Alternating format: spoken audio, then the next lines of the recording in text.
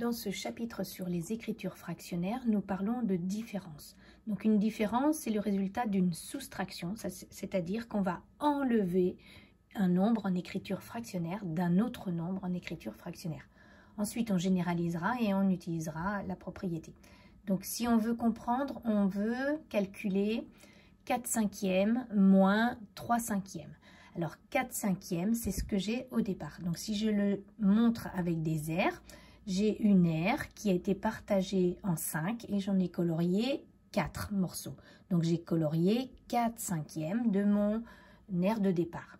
Je veux enlever, c'est-à-dire soustraire, je veux enlever 3 cinquièmes. Donc je vais perdre 3 cinquièmes à partir de cette figure-là. Donc je vais enlever 3 cinquièmes qui étaient coloriés en rose et donc il me reste finalement un bâton en rose, c'est-à-dire 1 cinquième. Donc à l'arrivée, je ne vais avoir que 1 cinquième. Donc on regarde, on a des cinquièmes moins des cinquièmes, je vais obtenir à la fin des cinquièmes.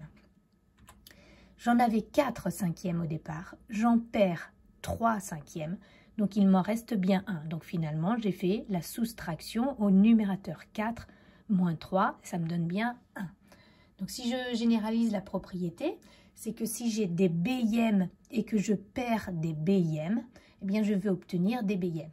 Et si les bièmes de départ, j'en avais A et que j'en perds C, eh bien à la fin, il me restera des bièmes, mais il me restera A moins C. Donc la propriété, elle me dit que pour soustraire deux nombres en écriture fractionnaire, il faut qu'ils soient au même dénominateur. Et donc des bièmes moins des bièmes, ça me donnera des bièmes. Et puis maintenant, si on veut l'utiliser sans calculatrice, on me demande de calculer 7 tiers moins 1 tiers. Je réfléchis bien, ce sont bien des tiers, donc pas de souci. Je vais pouvoir faire la soustraction des numérateurs, donc 7 moins 1, 6. Donc mes tiers moins des tiers, ça me donne bien 6 tiers. Et puis maintenant, je réfléchis, ce résultat, peut-il être simplifié? Oui, 6 tiers, finalement, c'est 2 unités.